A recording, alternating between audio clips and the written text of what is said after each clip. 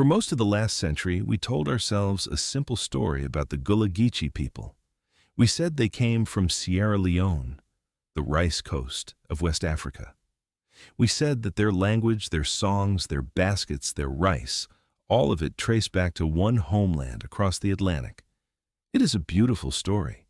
Documentaries were built on it. Families flew across an entire ocean because of it. Museums, monuments, and cultural tours all repeated it as settled fact. There is just one problem. When scientists finally sequenced their DNA, 883 people, the largest study of its kind ever done, the blood did not match the story.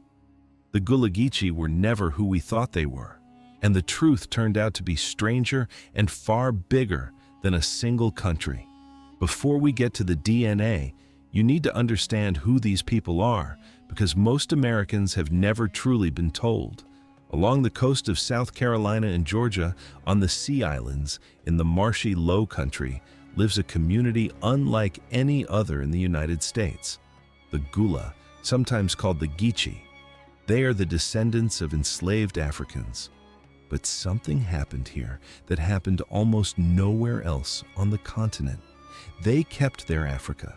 They kept an African-rooted language, African funeral rites, African farming knowledge, African crafts, music, and belief.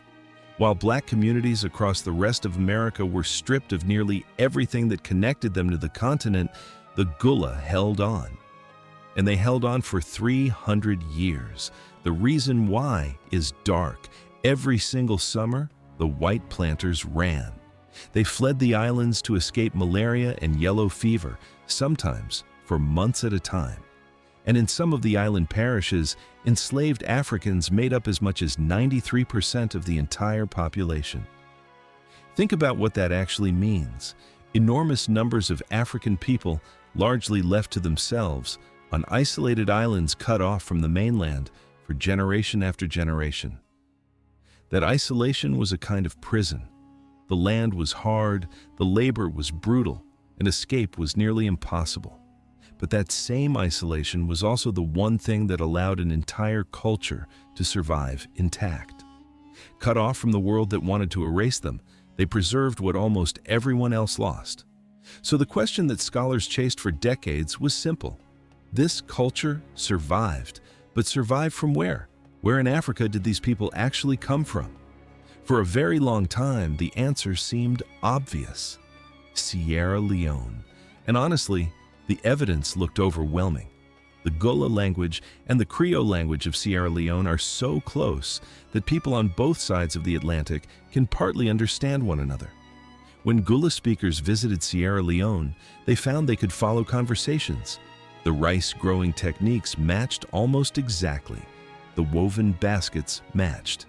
Even entire folk stories and songs appeared on both shores. In the 1930s, a brilliant black linguist named Lorenzo Dow Turner changed everything. For centuries, white observers had dismissed the Gullah language as nothing more than broken English, the babble of uneducated people. Turner proved they were wrong. He showed that Gullah was a real structured language, woven together from more than 30 different African languages. He documented over 3,000 African words and names still alive in everyday Gullah speech. And here's something that will surprise you. Some of those African words are words you use too. The word goober, meaning peanut, came across the ocean in the mouths of enslaved Africans. So did the word gumbo. So did the word tote, as in to tote a bag. These are Africanisms hiding in plain sight in American English. Then, a historian named Joseph Opala found what seemed like the final piece of the puzzle. A ruined slave castle on a small island in Sierra Leone called Bunce Island. Bunce shipped tens of thousands of captives directly to the ports of Charleston and Savannah. Opala studied it for 30 years and called it, quote, the most important historic site in Africa for the United States. And Bunce Island hides a detail so dark it is almost hard to believe. Its business agent in Charleston, the man who received the human cargo, advertised the auctions and sold the captives for a 10% commission, was Henry Lawrence. That same Henry Lawrence would later become president of the Continental Congress, one of the founding fathers of the United States.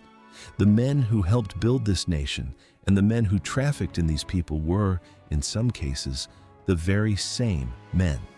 And in a strange twist of history, researchers have even traced the ancestry of both President Bush's back to a slave ship captain who once operated out of Bunce Island. There is one more thing about the Rice Coast that changes how you see all of it. The enslaved Africans brought here did not just work the rice fields. In many ways, they invented the American rice industry. Growing rice in the tidal marshes required advanced technical knowledge that European planters simply did not have.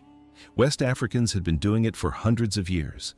So Carolina planters paid premium prices specifically for captives from the Rice Coast because those people were skilled agricultural engineers. A real Charleston newspaper advertisement from 1785 sold captives described as, quote, "well acquainted with the culture of rice, arrived from Bunce Island." The staggering wealth of colonial South Carolina was built on African knowledge, not just African muscle, and nearly all of it flowed through one place. Roughly 40 to 50% of every enslaved African brought into North America entered through the single port of Charleston.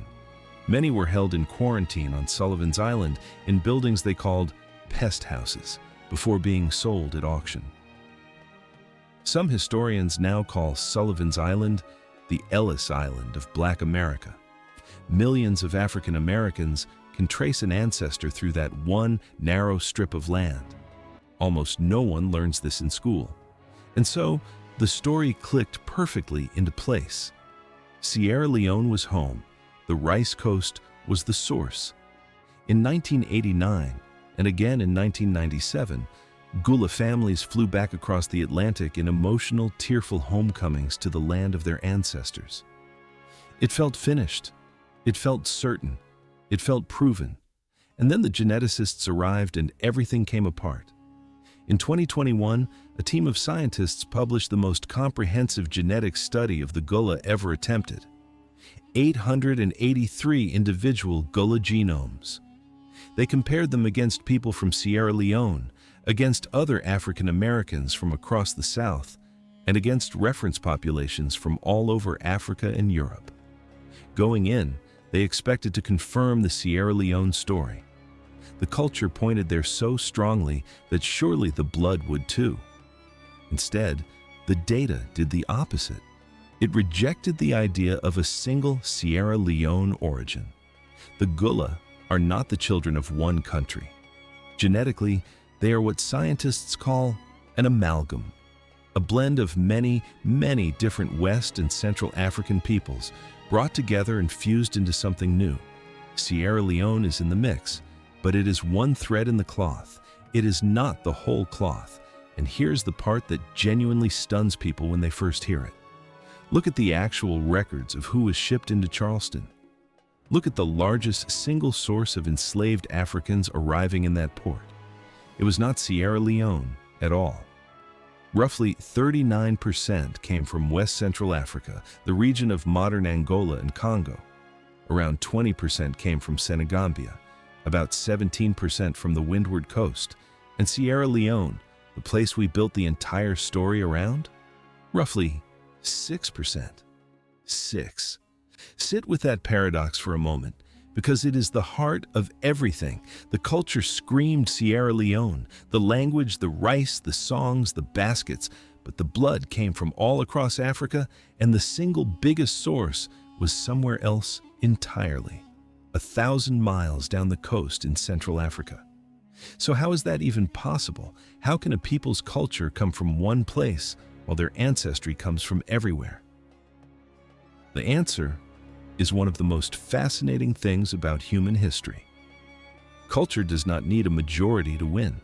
A powerful, practical, deeply rooted set of traditions, like the tidal rice farming knowledge or a widely understood trade language, can come to dominate an entire community even when the people who first carried it were only a minority of the ancestors. The strongest traditions spread and take over. The Sierra Leone influence was loud, useful, and dominant, even though most of the actual bloodlines led elsewhere. Which means the Gullah did not simply inherit one homeland from across the sea. They did something much harder and much more remarkable. They took the shattered fragments of dozens of different African peoples who spoke different languages and worshipped in different ways and had never met before. The horror of the slave ships threw them together, and out of all of that broken loss, they built an entirely new people, a new language, a new culture, a new nation of the spirit. That is the true origin, not a country, a creation. And once scientists could actually read the Gullah genome, it started to confess secrets that the history books had left out entirely. The first secret: the Gullah carry the highest African ancestry of any Black American population ever measured, around 91% African, and the lowest European ancestry ever recorded in an African American community. That isolation out in the marshes, that separation from the rest of the world, you can literally measure it right there in their DNA. The islands preserve their blood the same way they preserved their songs. The islands preserve their blood the same way they preserved their songs. The second secret is chilling. The genome contains a scar. Scientists found a sharp population bottleneck dated to about 13 generations ago, which lines up almost exactly with the turn of the 1700s, the peak of the forced importation of human beings. A bottleneck like that is the genetic fingerprint of mass death and violent displacement. It means the Middle Passage did not just live in memory and in stories. It lives in their chromosomes, passed down silently for 3 centuries. The third secret is painful, but it matters. The small amount of European ancestry the Gullah do carry came almost entirely from men. Researchers examined the X chromosome and found that the European contribution from women was essentially 0. The scientific meaning of that is blunt and difficult. It is the genetic record of the systematic rape of enslaved women by white men. The ledgers of slavery tried to hide that violence. The genome remembered it anyway and preserved the evidence in the DNA of the descendants. And the fourth secret is something almost no American has ever been taught. For 50 years, from about 1670 to 1720, the port of Charleston shipped more enslaved Native Americans out than it brought enslaved Africans in. Read that again. Native people captured and sold and exported in enormous numbers. After a devastating war shattered the coastal tribes, many of the survivors were absorbed directly into the enslaved Black community. Their mixed ancestry descendants were called mustees, and that is why a faint but real Native American signal still shows up in Gullah DNA today, and in their crafts, their boat building, and their traditional healing herbs. 2 erased peoples blended into one. Now, all of this was found in the DNA of living people. But then, something extraordinary happened in the ground itself. In 2013, in downtown Charleston, construction crews were digging near the Gallard Center, and they hit bones, 36 sets of them. 36 enslaved people from the 1700s, buried and forgotten, paved over by the modern city that was built on top of them. Today we call them the Anson Street Ancestors. This time, the science was done differently. The Black community of Charleston led the project themselves. They partnered with geneticists, and in 2023, 18 of those ancestors had their genomes successfully sequenced, and the bones told the exact same story that the living DNA had told. Diversity. These 36 people came from all across West Africa. No 2 of them shared an identical homeland. One of them carried the ancestry of the Fulani people, a whole scattered continent buried together under a single Charleston street. The community refused to let them stay nameless.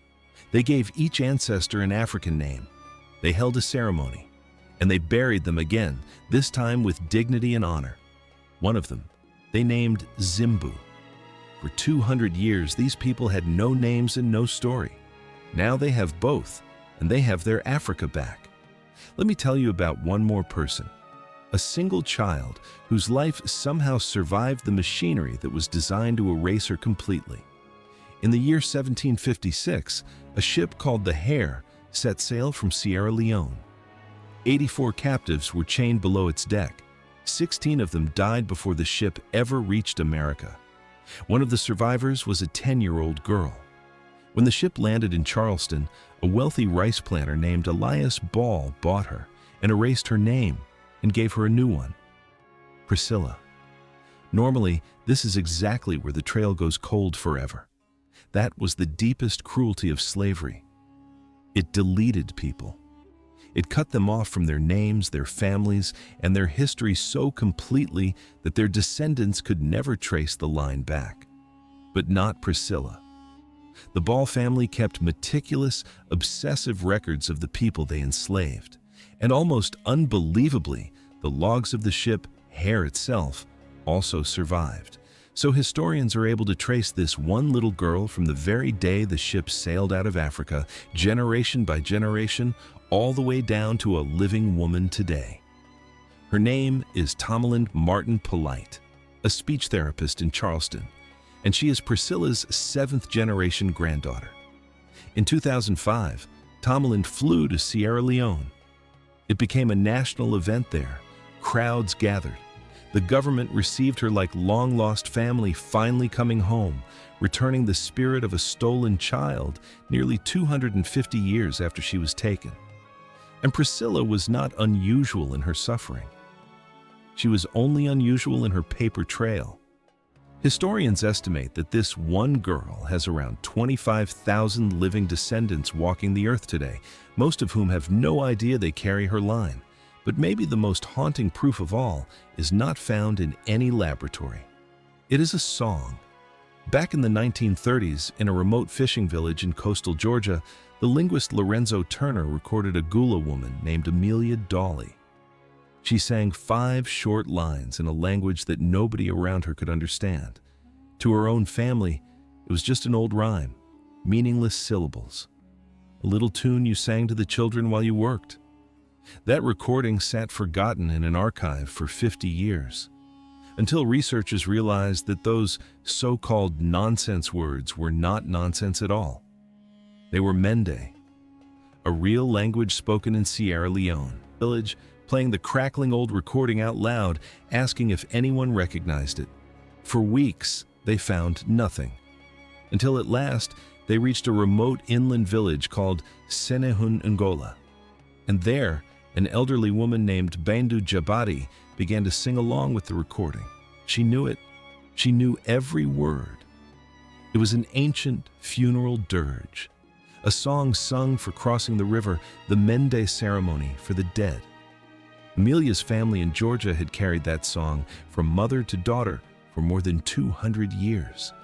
Through the Middle Passage, through slavery, through everything, without ever once knowing what the words actually meant. It is very likely the longest passage of any African language ever preserved by a black family in America. In 1997, Amelia's descendants flew across the ocean to that village, and 2 families, torn apart by an ocean and by 2 centuries of silence, stood together in the same place and sang the same song. When the researchers asked a village elder why a woman being stolen into slavery would choose to carry that particular song of all the songs she knew across the sea, he did not hesitate for a second. He said it was the most valuable thing she could take. And then he said the words that give this whole story its meaning. He said, "You know who a person really is by the language they cry in." So, in the end, were the Gullah-Geechee never what we thought they were? In one sense, no. They were something far greater than the simple story we told. They were not the children of a single country. The DNA proves it beyond doubt. They were assembled from a whole broken continent, from Angola and Congo, from Senegal and Nigeria, from Sierra Leone, and from the erased native peoples who came before them. And out of all of that unimaginable loss, they did something that almost no enslaved population on Earth ever managed to do. They refused to disappear. They built a new people from the fragments, a new language, a new faith, a new music, and they held on to it out there in the quiet marshes of the Sea Islands. For 300 years, the blood came from everywhere, but the culture, the language, the songs, the soul of it, that they made entirely themselves. That is not a smaller story than the one we used to believe. It is a much, much bigger one, and it deserves to finally be told the right way.